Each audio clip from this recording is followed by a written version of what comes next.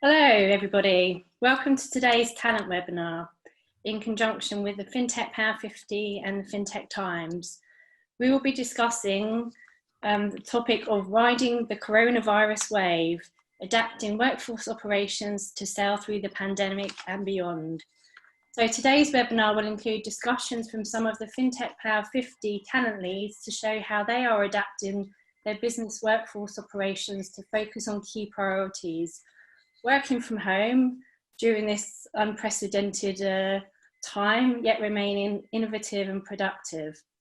We will also discuss different ways of how they are looking after their employees and keeping them safe and engaged during this time.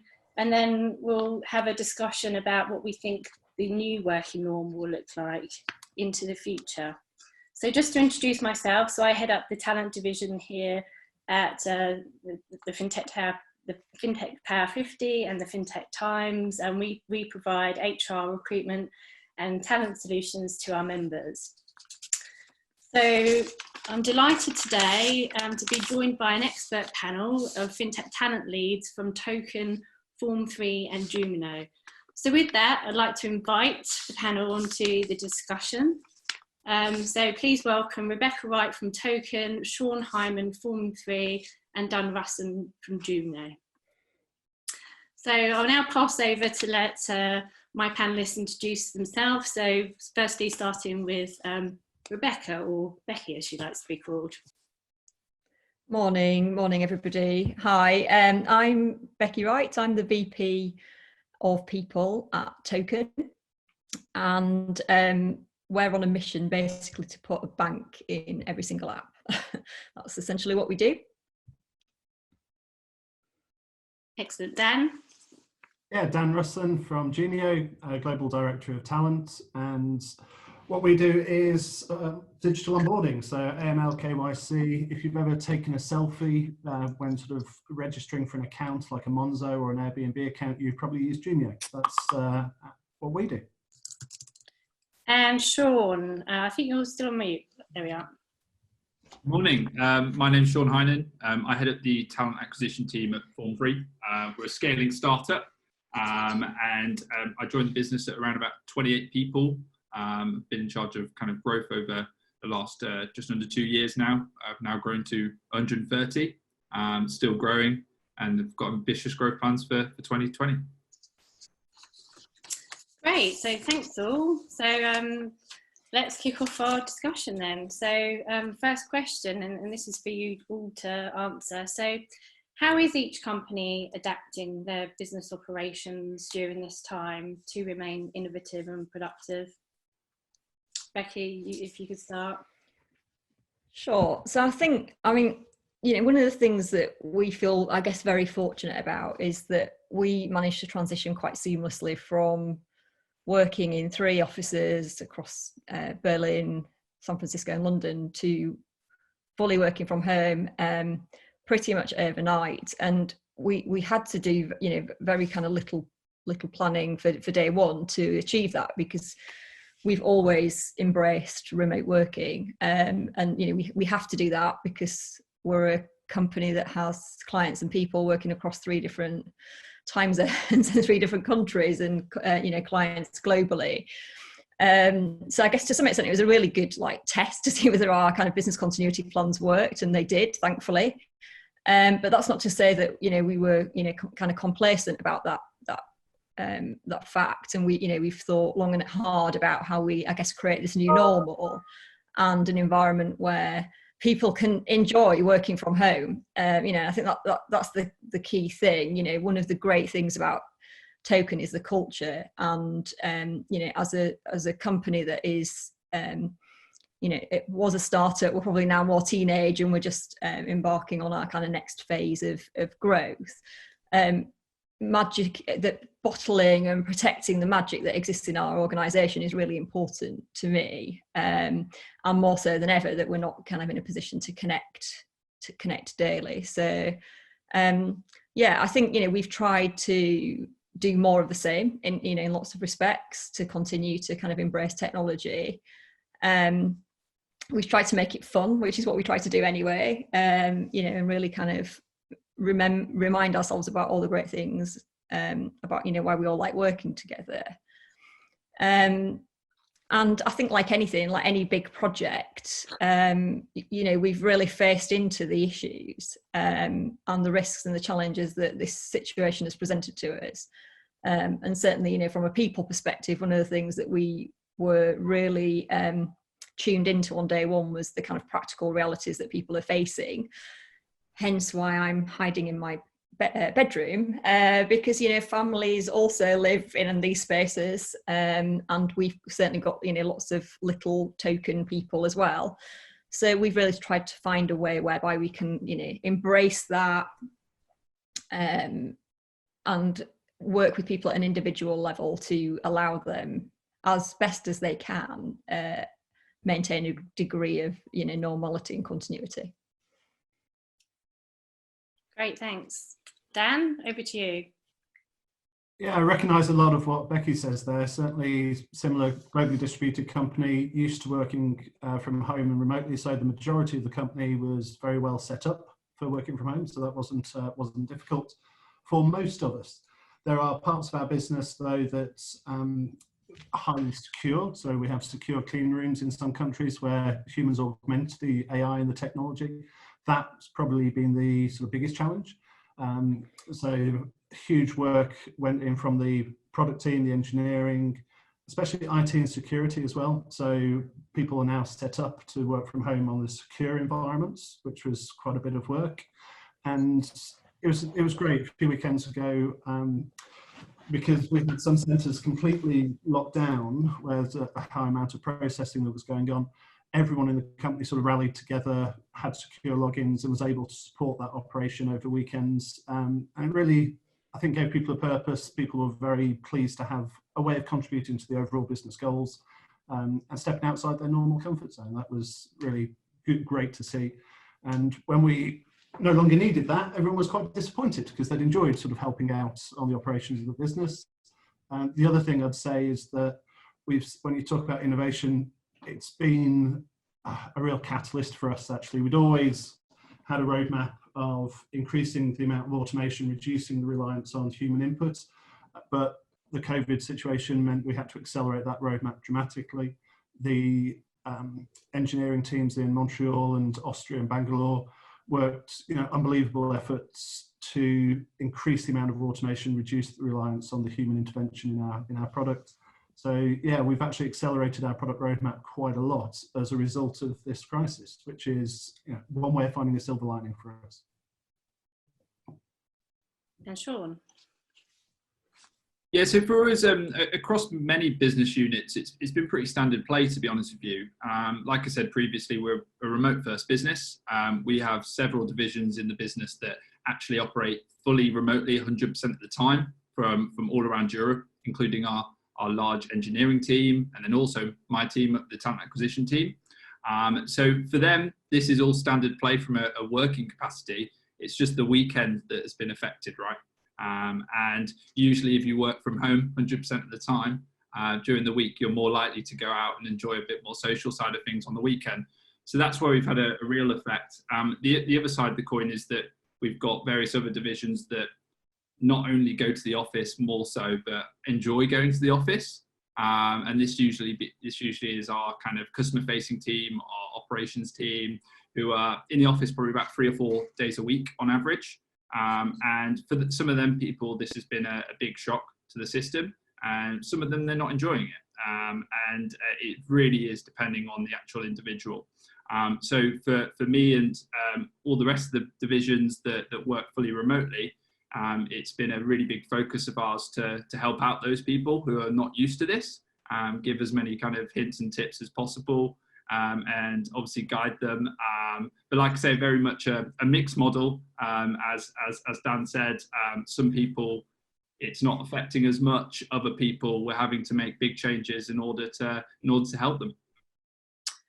Yeah, and just to add to that, I think you know, fintechs in general are pretty well you know, geared up for remote working, being the fact that you know, a lot of their operations are virtual, or they're using cloud-based systems, etc. So you know, for fintechs generally. I think it's a way of working, whether, you know, obviously in future that will become more so. So great. So I think the key. Sorry. Oh, Becky, sorry. No, I was just going to say, I think, you know, because it is so easy in lots of respects technologically, I think, you know, the real watch outs for us have been, how do we make sure there's a division between day and night, night and day, weekends and weekdays? Because it's actually really easy to work 24/7, 365. So from a health and well-being perspective, you know, the messages that we've been, you know, trying to land loud and clear throughout these extraordinary last few weeks is, we want well-beings at the end of this, right? We don't want people that are burnt out or, you know, are not as good of versions of themselves as they were at the outset. So, you know, we've really tried to encourage people to take time out and do what they need to do to stay well. So just to add to that then, so how are you looking after your employees during this time to make sure that they're engaged and safe and collaborative?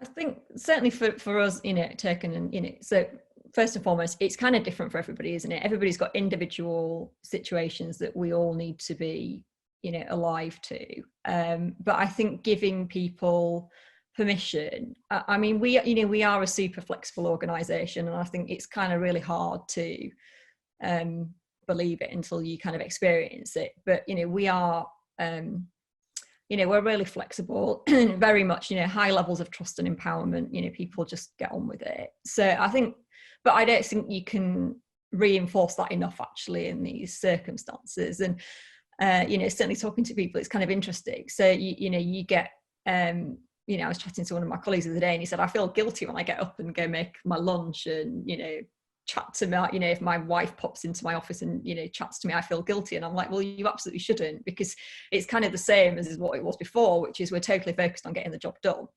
But I think, you know, communication for us has been like really key. As I said, you know, kind of really reinforcing, you know, manage your day, just face, you know, if you are struggling, talk to us. Let's face into kind of any kind of, you know, technical challenges that you may have, logistical challenges, family challenges. Let's work together to figure out how we can, you know, make relevant kind of adjustments during this period. But I think it's just constantly, you know, reminding people that it's okay, and we're not expecting everything to be the same as what it was when we were, you know, in offices and, you know, working against a very different backdrop to what we are today. Sure. Sorry, I was just going to add, obviously, with, you know, as you enlighten with the added challenge of homeschooling and you know, little ones as well, and trying to maintain operations, you know, it's you know, it's obviously difficult. So, but sorry, Sean. Go ahead. I was just going to add to what Rebecca said, in the sense that I think maturity is key with remote working, and that's something that I've learned since joining Form 3. I think you've got to empower your employees and trust that they're going to do the work day to day. And I think if you look at the statistics out there on remote working, people tend to work more, and that's not a good thing. And I'm the worst when it comes to this, and I always have done since I joined Form 3, of overworking when working remotely. And it's not great for you psychologically, but sometimes it's really hard to find that divide between splitting up your day and starting and finishing. Naturally, if you wake up at 7 to take the dog for a walk, I would naturally just then start work pretty much straight away and just carry on until I'm told to stop. That message often comes from my boss saying stop working at 9 p.m. at night. But that's an easy stage to get into in your life when you're remote working, and something that I'm really focused on with my team for them to not do that, because you can only last for so long, right? And I think really businesses that are now looking at remote workers shouldn't be focused about whether their individuals are doing enough work. I think it should be focused on whether they're doing too much. Yeah. Definitely, yeah.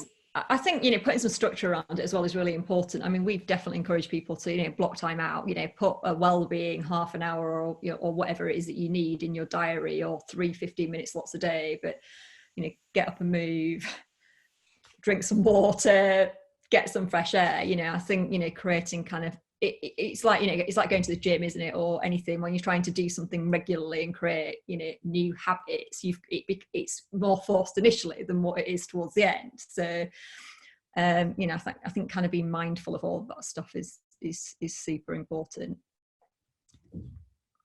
Absolutely. And I think with you know, all these new kind of social apps, house party, and, you know, it enables, you know, work colleagues to, you know, have a social, or, you know, play a pub quiz or something, so you can keep your culture engaged, and, you know, by doing, you know, some fun activities that you know, help keep everyone sane as such. So anyway, I was just going to say, I think one of the kind of interesting challenges for companies like, you know, like ours, where, you know, there is like already kind of high levels of, you know, autonomy, you know, massive appetite for home working and embracing remote, you know, ways of working, is that, you know, companies that have not necessarily done it historically have caught up. So, you know, one of the great things from a talent attraction perspective is look at our amazing culture. And I think, you know, we've got to be kind of alive to the fact that there's going to be lots of other organisations who are going to start to do stuff that they've never done before. So suddenly the things that are quite unique to your organisation become quite normal. So for me, I'm using this time where I'm not on a train and, you know, not wasting time commuting, thinking about how do we raise our game when we come out of this, because we could be the same as everybody else. Yeah, completely agree with that. That's also something that's going on in my head and our CTO's head as well. So one of the big pull-ins for people coming into to join Form Free from an engineering point of view, which obviously is the hardest market out there, is that we offer 100% remote working for anyone around Europe. And that's been one of our big sells, because we've got a wider map to be able to employ people in. And then also we found that a lot of those engineers are on the market that are really strong engineers are looking for remote roles. I think that we're going to come up against more and more competition in that space now, because more businesses are going to see how it works and see how effective it is, and then they're going to start to bring it in place. So certainly that might come up as a challenge in the future, but I think for the wider market, it's a good thing, and certainly positive. Definitely, yeah, I agree. So what are your biggest priorities at the moment then? What's keeping you all busy during this time? Dan, we'll start with you. It's actually been a bit of a godsend. Again, a strange silver lining, but we'd already got a backlog of, I think it was 49, something like that, improvement projects across the sort of HR function. And without as much, so we're still recruiting, but we've ramped that down dramatically. So being very selective at the moment about what we progress on, as you'd expect. That's given us a bit of extra bandwidth to get to that backlog of improvement projects. One that's going down very well at the moment, off the back of something that the exec did with Jumio Go, which was donating that for any companies involved in supporting, or any healthcare companies, the company donated that product for free. And that sparked a sort of a renewed focus on our CSR and getting a lot of input from the company on what we can do better, how we can. A lot of inspiring stories around in the media at the moment, and that's sort of triggered that thought here. Okay, we've always done CSR, but what can we do more? So that's high up on the list. But lots of things. We're sort of taking the mentality from day one. When this is over, because it will be, we want to come out of it stronger and better, more efficient. And so if there's anything that that backlog of the sort of snagging list, as I'd call it, of things that when you're running full pelts, especially with recruitment, you can't put those improvements in place. Now's a fantastic opportunity to put those in place, make sure that when we turn the taps back on 100%, could be 2 weeks, could be 2 months, we don't know. We want to come out of it being stronger. That's what's keeping us busy, is that mentality. Rebecca. So I'm still very new to Token. I joined the business at the beginning of the year. So there's probably less focus on some stuff than what there was before, and more focus on others, but really nothing has changed. That, you know, that fundamentally we're still able to kind of operate largely business from usual, notwithstanding the fact that there's kind of a number of things that we've needed to consider to make sure that everybody's safe, well, and they've got what they needed. But, you know, my kind of primary focus is, you know, how do we as I said earlier, how do we scale our business and get ready for that next phase of growth?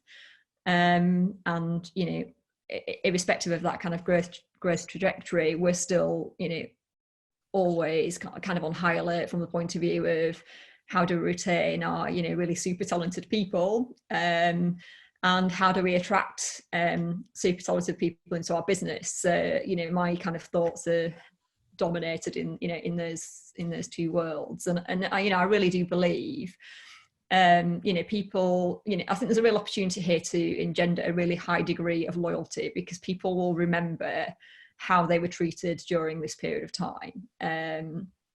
And, you know, I think there's a real opportunity to further kind of tighten that emotional connection with the organisation. So, you know, I hope that we come out of this with, you know, not just fans, but super fans, you know, of the organisation. So I think you make a really good point there. I think, you know, as we're seeing in the press, you know, some obviously unfortunate circumstances that companies are having to reduce their workforce.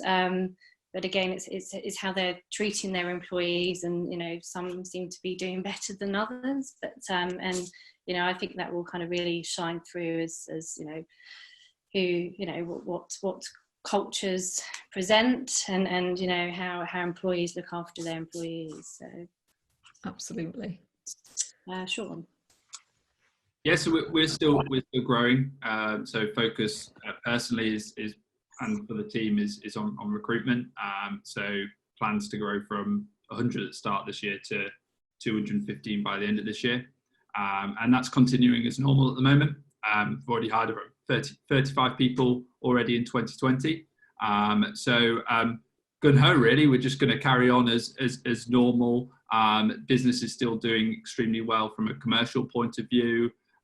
So yeah, and nothing has changed for us as yet. I mean, from a recruitment perspective, a lot of our interviews were done remotely anyway. We just had to tweak a few slight processes for potential customer-facing roles. So for me and for the talent team, nothing has really changed. Across the business, I think we've just focused a little bit more of our time and effort on making sure that everyone else is happy and well, whether that's people who are due to start who are a little bit concerned about what's happening in the world, or whether that's people that are currently in the business and, like Rebecca said, looking after them, making sure that they're happy. I think that's going to be a big thing in the future that people are going to talk about, like Rebecca said, the coronavirus time and how well they were looked after and all that sort of thing. So we tried to do a few extra little bits and bobs to keep everyone sane. We've run a few kind of additional events that we wouldn't normally do. We've done Friday quizzes every Friday, which is run by a different person. We've got one of our sales managers is actually a yoga instructor, so she's been doing weekly yoga sessions on a Wednesday. We've been doing lunchtime drop-ins for anyone in the business, so they can come in whenever over their lunch period and have a chat with people. And my team, I've asked them to take a bit of time to just randomly call people and make sure they're okay. I think whenever we're in the office, whenever our team in the office, we spend quite a lot of time just literally wandering around, chatting to people, making sure that people we've recruited are happy, making sure there's no issues, all that sort of thing. And you kind of forget to do that because everyone's remote. So I think it's just cutting off a little bit of your diary daily to just randomly call someone that you've not spoken to for 5 weeks because of all this, and literally just having a chat with them, make sure they're all right. Keep it simple, I suppose. Simple is effective. But yeah. I totally agree with you. I think, we've done the same thing. It's like, not taking for granted that good morning when you walk into the office. Like, how do you make sure that still happens in kind of virtual life? And we use Slack heavily. It's a great, kind of communication channel, and certainly it's for me, and we were really honest about this. So we have a who is where, because we're all over the place channel, and every day we go on and say we're in London, we're in Berlin, we're in wherever. Anyway, we've renamed it for this period to who is well, and we did talk to everybody about why why we were doing that. And I wanted to make it, kind of really clear, this is not Big Brother, we're not watching you, but I do want to know that you're well, right? So if you live on your own and you haven't put some emoji on there to tell me that you're kind of okay, then I'm going to ring you. So that's like my first sort of prompt for, I've not seen whether, whether Julia's online today, I'm going to give her a call, or whomever. But, we've really kind of tried to do exactly what you said, Sean, which is, try and bring some of the kind of the usual office etiquette to life day to day, and keep talking to one another. I'd echo what Becky and Sean have said for certain. In a perverse way, I've almost found that I'm learning more about colleagues than I did when I was in the office with them, though.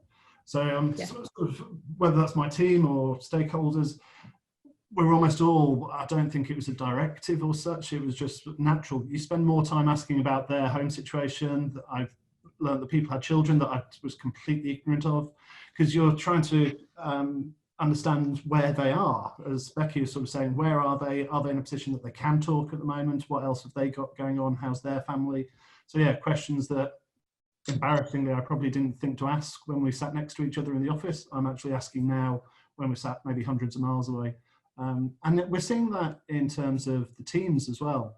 I wouldn't say we've ever been siloed at all, but it's quite easy to work away in your teams, working on what you're doing. We're finding a lot more, and it's just come about naturally, a lot more collaboration and a lot more appreciation between teams as well. There's a tremendous video that our sales team put on for the engineers and the operations team that have been knocking it out the park. The sales team all got together and recorded little short thank you videos and sent those to the engineers, which went down really well, really simple to do. And yeah, in a perverse way, I think I know my colleagues better as a result of this, and there is actually improved collaboration and appreciation between teams as well, which is another positive upside from my side. Definitely, I think, it's something to really, think about and take forward, when we kind of look at the new world, which we'll talk about a bit later. So what are your priorities over this next year with regards to growth, hiring and talent? You mentioned, obviously, you touched on that you're doing video interviews, which tends to be, the norm sometimes in fintech anyway. But Becky? So I think, as I said, I don't think how we operate is going to fundamentally change. And we'll continue to, we have, as I said, we've got people in San Francisco and then people in London. So we regularly need to work out how we can bring talent into the organization and engage people across, an 8-hour time zone difference. So I don't see the mechanics of how we bring people into the organization fundamentally changing. I think what we offer them will have to evolve, as I said earlier, because I think there'll be more and more things that companies suddenly wake up to that we've been alive to for a while, which is great, but that gives us less opportunity to stand out. So for me, a really big focus will be how do we build an amazing brand so that we're kind of front of mind for any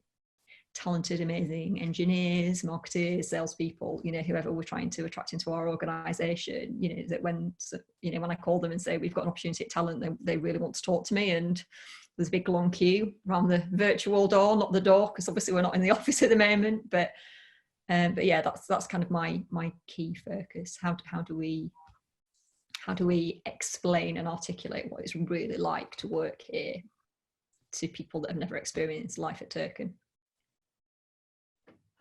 Dan? Similar. I mean, again, from a pipelining point of view, that's the big focus for the recruitment team at the moment is, again, when we start ramping up to sort of full pace again, we want to be better than we were and faster than we were. The only added element that we've put into it recently may be predictable, but with engineering, a lot of engineering roles as well, we've been looking at our diversity at the moment against local norms across the world. And that's another one of those sort of high priority projects. How can we improve our pipeline of diversity candidates in all locations? So yeah, we would love to have a better pipeline of diversity candidates when we come out of lockdown. And Sean, anything else to add to that? Nothing huge to add my end. I think the big focus for me has always been, and I've seen the blend between the advantages and the many disadvantages of remote working. And I think the big thing for me is trying to keep it so nothing changes no matter what the situation is. I think that you should work the same whether you work remotely or whether you work in the office. You should recruit the same whether you're recruiting for a role which is remote or a role which is in the office. And I think the big focus is trying to keep that the same depending on whatever you're doing, because I think the biggest worry for most people when they start remote working is almost the fear of missing out, or like fear of missing out of being in the office, or fear of missing information from somewhere or something. And really the only way to stop that is to give every candidate the same experience, whether they're interviewing, whether they're internal and already in the business, the same experience, whether they're working remotely or working in an office. And for me, over the next year, that's going to be a really big focus to keep that going and keep people who are remote and also in the office or vice versa in tune with everything that's happening in the business, and also kind of involved in the culture as much as possible. And this is a really good time to do that and focus on kind of the cultural differences of being in our office, whether that's in London or Amsterdam, or if they're going to be remote. Great, thank you. I think, so just to add to that as well, I think one thing that we all kind of need to be, alive to is obviously, recruitment and attracting talent to the organisation. It never sort of works out beautifully. There's either a supply issue or a demand issue, and I think making sure that the experience and that you treat candidates in the way that you would want to be treated, whether that you've got 10,000 applicants or one, dependent upon what's happening in the market is really important. And again, I guess I'm kind of thinking about companies whereby they've unfortunately had to make some really difficult decisions and let really brilliant people go. I guess I'm really keen to make sure that anybody who is on the receiving end of one of our kind of processes is treated with kind of the utmost respect, because I think there will be people that have lost their confidence as a result of this, and not just that, it's had potentially devastating financial consequences for them. So I think we've got to be really kind of alive to the fact that when we are engaging with people about potential opportunities in our organisation, this could be like the biggest thing for them, because their world has changed, beyond all recognition. So I think, making sure that processes are human and, well, they're not processes, that, wherever you can, you've got that human interaction, and that you really don't let technology get in the way of the experience, because you've got big volumes that you need to deal with and you just want to find an efficient way to sift through people. I think just kind of keep that end user and that human in your mind at all times. I guess the kind of only unknown at the moment is if we are hiring and about to onboard someone and give out employment contracts, we can't yet determine start dates. So obviously that just hinders or slows down things a little. But yeah, absolutely. The whole employee experience, is really vital and not to be taken for granted. So yeah. What's the biggest challenge then, guys, that are keeping you awake at night, and maybe how can we help collectively? I've got one to add afterwards. And maybe you should go first and you can inspire us all. I was going to save it to the end.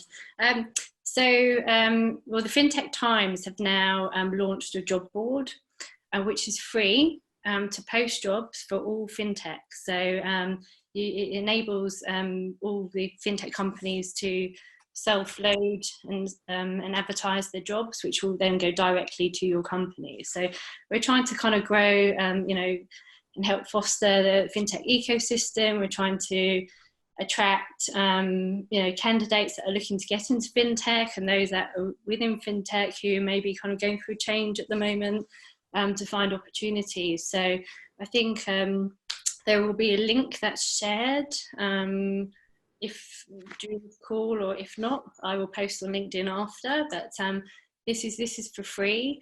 And just to add to that, I manage the job section of the Fintech Times, so there is always an opportunity to advertise jobs. It's obviously sort of print advertising. It goes out to 55,000, I think there's 55,000 digital hits a month, and over 100,000 copies a year. So it goes to all the fintech hubs and via digital channels. So it's a really great way to promote your employer brand and your culture. There's also an opportunity for companies to have a spotlight feature. I know Becky Token took advantage of that last time, but yeah, we're here to, you know, obviously help. But this is a freebie, so yeah, trying to help maybe displace people, or, you know, people that are looking to get into fintech, come and work for great companies like yours. That's great, thank you. That's really good, and thank you for our spotlight last month. We're really happy with that. We were definitely helped by like Nikita's absolutely fantastic, and you know, he's such a great interviewee. So yeah, big thanks to Nikita, who was our face of Token for the spotlight last month. So yeah, so challenges, guys. What's your current challenges? I think. Sorry, go ahead, Becky. No, you go. I was just going to say, I don't. Yeah, genuinely, there's nothing keeping us awake at night at the moment in terms of unsolvable challenges. One that's just sort of building on what Becky and Sian have said. One that's definitely a thorny challenge is how to balance, when we look at culture and EVP, or sorry, employee value proposition, and as Becky was mentioning, the sort of the brand, is how do we get the balance spot on between our aspiration of having one global culture, sort of one Jumio as you'd expect, but being able to tailor that locally. So we, you know, an engineering team in Bangalore versus a sales team in Singapore versus a HR team in Colombia. There's some commonality between that we can put in place with the messaging and the branding, but we definitely want to allow local tailoring, and that's, yeah, that's a thorny challenge for us at the moment that I'm not sure we've got perfect yet, and that's definitely one that we're working on at the moment. Sian. I think we're really lucky panel hosts because we all work for really kind of, I suppose, innovative tech businesses that are culturally very much used to remote working and flexible working. I've spoke to a lot of other people in my network that don't work for larger scale businesses that don't have remote working policies, and they have really struggled. I think obviously for us three, it's a great place to be, and we're very happy where we are. The two things that that concern me, don't keep me up at night, but well, certainly one would keep me up at night, and that's obviously what's happening in the wider world, and thinking whether, as a business, can we do anything to support the NHS? As a business, can we do anything to support all the people that are really struggling during this time? That's certainly something that's always in my head, especially with my partner and a lot of my family members work in the NHS, and I'm watching firsthand all the issues and struggles that they're going through. So I'm thinking in my head, firstly, can we do anything for that? Secondly, more on an internal point of view, thinking, I know I can count on my hand how many people there are in our business that are usually in the office and I know are struggling with remote working, most of which are based in the city, in a small flat of some variety, and really struggling with kind of the day-to-day. And I think that's something that is definitely playing on my mind for just individual people, that there's certain people that I know are struggling, not enjoying it from a personal and work perspective. So yeah, I think it's whatever we can do to help those two things inside and outside of work is what I'm thinking about, and still very much pending as to how we can help, I suppose. Great, thank you, Sian. So during this time, and we're all supposed to, be kind of being really creative and gathering new skills or learning. So for me, I've improved my cooking skills, and I'm definitely reading a bit more. what are you guys doing to keep yourself sane or creative or related to work or not business? I bet everyone's learned how to put a pub quiz on virtually. But if you haven't used Kahoot yet, then Kahoot is quite a handy tool for that. I'll take a note of that, thank you. Capital K, A-H-O-O-T. That's quite a fun way of doing it. It works well with Zoom. And the other one is actually a lesson from a colleague of mine in Austria. Adobe Spark is one that we've started using for communication recently. Really nice user interface, really simple to put together. We've done a batch of career stories or career interviews recently, which has been eye-opening for me. I learned things about our business I never knew in the last year of being here by asking people about their roles and putting those into Spark with some nice imagery has been it's just a fun little exercise that will have long-term benefit. And it's been a nice, from what they say, they quite enjoyed doing the interviews as well. The employees or the teams that have been involved in that have quite welcomed the chance to sit back for 20 minutes, 30 minutes and think about what they do. So yeah, those have been a couple of really low-level technical skills that I've learned in the last couple of weeks. Becky. This is a question, or it feels like an interview question when you feel like you need to come up with some really exciting answer, and I don't have one, if I'm honest. All I've done really is just exercise a bit more than I normally get the opportunity to do, because I spend 3 days a week usually in London. So I've really enjoyed having some hours at the start and the end of the day to just get out and run or do. I've embraced virtual kind of Zoom Pilates and various kind of exercise classes, and to be honest, I'm kind of really enjoying it. And in some respects, I know a lot of people are struggling with lockdown, but often the challenge that I am usually faced with is, how do we give our employees the kind of gift of time, and how do we make sure there's appropriate work-life balance, and the stuff that you can't really put a kind of financial value on or package in a way that is tangible to them. But the gift of time is the thing that always comes up, isn't it? And actually we've kind of got this, but because it's been enforced rather than we've invited it, it's sort of difficult to get your head around it. So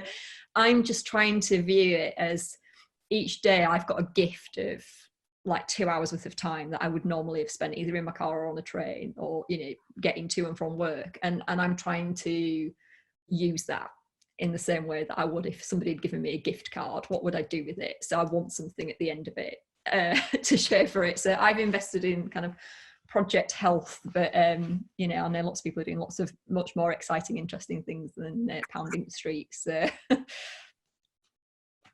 Sean? Nothing too exciting my end either, if I'm being honest. I think the key is physical exercise. I've got a dog, and surrounded by lots of fields around where I am. So lots of dog walks to break up the day. So she's absolutely loving life at the moment. She's getting a lot more attention than she'd usually get. I think like everyone else, everything I seem to do on the weekend or in the week revolves around meals time. It's kind of like what we have for lunch, then it's what we're having for dinner. So I'm trying to mix things up a little bit. Like I say, my partner's in NHS, so she's working long hours. So I'm trying to make sure that she's got some awesome meals to come home to, a nice glass of wine and all that sort of thing.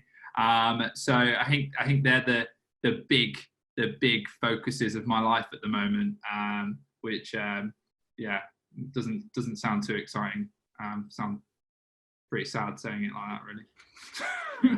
Just to add, so I hosted a surprise birthday call for one of my best friends via Zoom at the weekend. So I played my part in educating people, some of the older generation, let's say, who are not used to tech, and it was brilliant. They were on there, and just to add to that, what I really love at the moment, you probably notice on TV, I think it's ITV, I'm not sure which channel, but these tech adverts, educational excerpts that are teaching people how to use WhatsApp, how to use Facebook, or so people that aren't used to being kind of so remote can now engage with their family, friends, employees, etc., etc. So yeah, it's been really quite interesting. So Okay, and then to our final question. Oh, sorry, somebody actually did also say homeschooling has become a new. Yes, of course. We've had to kind of juggle homeschooling, and I don't know. I don't have that issue at the moment, but yeah, if you'd like to, how's that been for those that have children? I'm just glad my son doesn't have any critical exams anytime soon. He's 11, so I feel like I've got enough time to pull it back, but I'm not the best teacher. I've got to be honest. Yeah. Yeah, not in that situation myself, but I know from colleagues that understanding how, especially for people that have just had their sort of entire lives cancelled, that were working towards GCSEs, that's another whole layer of stress that you need to accommodate, and just empathise with, really. I don't, as I say, don't have any smart answers to it, but I think it's just being understanding and asking that question, letting people vent a little bit. And the other side is certainly appreciating that it's perfectly fine to have a 2-hour meeting in your diary that you're busy from 9 a.m. to 11 a.m. or something. That's fine. It might not be a work meeting, but you know that it's based on output, not on hours. And if that's the way that you look at it, then hopefully you can be a bit more flexible for your teams or the people that you're working with. Yeah, absolutely. Yeah. We've got a lot of parents, and we've definitely had to kind of adapt, and we've encouraged them, to block the time out, but also to work with their kind of respective partners and other people in their family unit to, again, we're not just juggling at kind of our work priorities, there's other organisations' priorities, and how do those two things come together and work alongside one another. But yeah, definitely planning and structure to that has been, I think, key. I think one of our offices, Becky, is in Austria, and they've set up a little rota, so they're teaching each other's children. There's children of a similar age. Oh, amazing! I wonder if I can get my kid to dial into that. Yeah. Would they take a person into the fold, do you think? I'm not sure how good his German is there, so that might. I was going to say, as long as it's German, it'll be fine. But yeah, so that's like one parent out of action for 2 hours every day, but that's 1 day a week rather than every day. That's just been sort of self-organised. That's not something we've put in place. It's just lovely to see those reactions. That's great, guys. So, how do we foresee the future of, especially the fintech workforce, when we come out of this pandemic? What do you think, we'll start, see more of? I mean, for me, obviously the obvious is, companies are going to have a rethink about home working now that they can operate from home. So we'll probably see more job adverts with remote or home working, which at the moment seems to be minimal on some of the job sites. So, and we need to, probably be more proactive around, being flexible and accommodating. So I hope genuinely that we'll all come out of this stronger. And I think from a people perspective, my talent pool's just got a whole lot bigger, which is great. Generally we kind of look at look within the countries whereby we operate, but for me now, I could literally hire somebody potentially in the Seychelles because we've evidenced that we can work really well together. So yeah, I'm actually really, really excited about what talent's going to present itself in the future, given the kind of geographical boundaries have just fallen away. Just to add to that, one of my previous roles, I was head of global head of people based in London and working for an Australian startup in Melbourne, and I had to kind of do strategic hiring for the rest of the world and put HR in place. So there are no boundaries really. Now we have technology, and I think companies maybe who are not so much used to that need to, or are now realising. Yeah. I think it will result in a real shift in the market. I'm a huge remote working advocate and do quite a lot of posts on LinkedIn and about remote working, because I understand there's positive and negatives, but I do believe the positives massively outweigh the negatives. I think a lot of people join the fintech market because of the advancement in remote working and culture being two of the big factors. I actually think it's going to affect fintech more because other businesses will become more like that, which is going to maybe make it harder for us to attract the right talent. But in the long run, this is amazing for so many reasons. One of the big reasons that gets missed off is the environmental benefits. The environmental benefits of having an increased remote working capacity are humongous, absolutely humongous. And people always forget about that. People just think of, oh yeah, the big good things about remote working, you get more time on your hands, less office costs and all that sort of thing. But I mean, it's absolutely crazy how environmental differences will change if we become a more remote business. Reduce travel as well. It's not just about remote working. It's about, right, I've got a meeting in Spain. I live in the UK. Why the hell am I traveling to Spain? Like, that is just absolutely ridiculous. Jump on a video call. I think the world will change dramatically, and for the positive. And I think obviously we're all in this together to get through it. But I think on the other side, it's going to be amazing to see how everything changes. And I think it's really important to stay positive about that. We're definitely going to plan the biggest party when we can all get back together again, because we actually all really miss each other, genuinely, which I think, you know, is like a lovely thing that sort of emerged from this. You know, we've got some great, you know, relationships, and yeah, I don't know how it's going to be like the party of the year, and I just can't even begin to think like how kind of impressive it needs to be and what we're going to do. But yeah, we need to plan something spectacular for when we all get back together, I think. Definitely, sounds good. I think we all echo that. Yeah. Anyway, that's enough for the questions, but I do have 2 questions from the audience, so I'm just going to open those up. So first question from Kapal Mahijin. Kindly, do you share your thoughts on revisiting organisation employee value propositions as contexts have changed with COVID-19? So who'd like to answer that one? Well, it's definitely something we're looking at the moment as a result of changes that have been put in place, triggered by COVID. And it's what I was alluding to earlier. It's looking at what's one size fits all globally that can be appropriate versus how much can we tailor locally for that, for that context, really. So, yeah, very much something we're looking at, and we're trying to crystallize. I think what like any fast growth company, we've got to the position where lots of individual local agreements have been made to be accommodating and flexible. But then how do you systemize that so you can scale it and also advertise it? Because I think a lot of companies I've been involved in have suffered from really good intentions and agreeing things one-to-one or in specific circumstances, but not actually getting any external benefit from that. Because they'll agree to something for an individual, for an office, but they won't promote that as part of the EVP necessarily, or they won't think to promote it.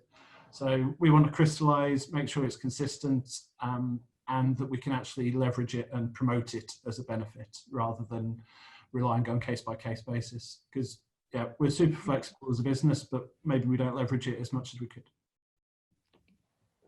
Okay. Second question, I've got another question that's come in also. So from Richard Leslie, really interested to hear what the panel are doing in terms of outsourcing software development, especially considering how easy it is to nearshore now. Anyone would like to take that question? For us, we're not. Engineering or software development at the heart of what we do. It's a skill that we wouldn't outsource we wouldn't outsource the core developments. There's potential to outsource little bits and pieces, but we're a technology company. We want that skill. Yeah, exactly the same for us. We've always been tech first, and we've always been focused on building everything ourselves. So we would never, never say never, but I very much doubt we'll ever look at outsourcing software development. We spend a lot of time and effort building the best engineering team that we can, and that's for a reason. So yeah. Thanks. And last question from Mel Agostini. As TAs, how do you feel with the pressure from internal clients to meet all their requirement needs? especially when there is a focus to avoid external help from agencies. Who'd like to take that? I'm sure any of us could. If anything, isolated instances where maybe there's a really high priority role that's very unusual skill set, so AI architect or ML architect, those sorts of positions that we hire for, which are challenging, and there's definitely a pressure there. But we tend to take the mentality, or have the mentality, that we own it's our jobs to fill those roles. So especially in the recent time, it's almost been us chasing the stakeholders more and trying to push them to move ahead, because they've got a million things on their plate. So if we take ownership of the roles and accountability, then we actually find it's the other way around 9 times out of 10, where we're pushing the sales team or the engineering team to interview faster. So yeah, we don't suffer a huge amount from them chasing or pushing us all the time. And part of that, as everyone on here surely knows already, is clear and consistent communication. So if you're regularly updating everyone before they ask, then, you know, it's the old cliche, too much information. It's hard to have too much communication, right? Especially at times like this. So yeah, not something we suffer from terribly at the moment. Okay. Well, I think that concludes our discussion, unless anyone has anything else to add or any more comments around that. Probably really simple, but Sian, one of the things that's gone down very well at Jumio, the CEO almost daily records a little vidyard, just a short video. This is the update, very authentic, very transparent. And yeah, if companies aren't already doing that, I'd really recommend, at least once or twice once a day is great. Once every couple of days works pretty well as well. Yeah. My only closing comment would be something that I feel like I'm saying every day to everyone, which is stay positive. I think there's a real sense of negativity around everything that's happening at the moment, and with all the challenges that everyone's facing, and the leaders, well, not just the leaders, everyone within the business needs to focus on maintaining positivity within the business. And I think that's the only way that we're all going to get through this, and in a positive manner, is if individuals within the business are taking a particular lead on kind of positivity and sending that positive message across all business units in order to keep everyone going and motivated. Yeah, I think that's right. I think we've all got, a really important role to play in terms of, keeping spirits high and alive, and I couldn't agree with you more. And I think, even if you're having a day where you don't feel particularly energized, you've just got to find it and spread it across your organization as best that you can. So yeah, I totally agree with you. I think, positivity breeds positivity, and, this is, we will get through it, definitely. But, if we try to think about it as a marathon rather than kind of a series of sprints, it probably is overwhelming for most. So I think kind of breaking it down and having that regular kind of injection of fun, conversation, inspiration daily is super important, because we'll chip away at it bit by bit. We'll get to the end. Absolutely. And I think, just to end on that, I think, positivity, and, we've never been in this situation before, and we're all in it together, as we all know. But yeah, positivity will, obviously see us through, and full steam ahead, really. So, and hopefully it's not too much longer of a lockdown, but, and hopefully, we can get back to some kind of normality, whatever that may be. So anyway, thank you so much for all joining. Thank you, Sian. Thank you, Dan. Thank you, Becky. Thank you to all the attendees. I hope this has been an interesting discussion for you all, and thanks for participating. This is recorded, so it will be available on LinkedIn. And again, I will send that link for fintechs to be able to advertise their jobs on Fintech Times. So thank you all very much for attending, and yeah, keep smiling and Thank you. Cheers, guys. Thank you very much. Thank you for the invite. Take care. Thank you all.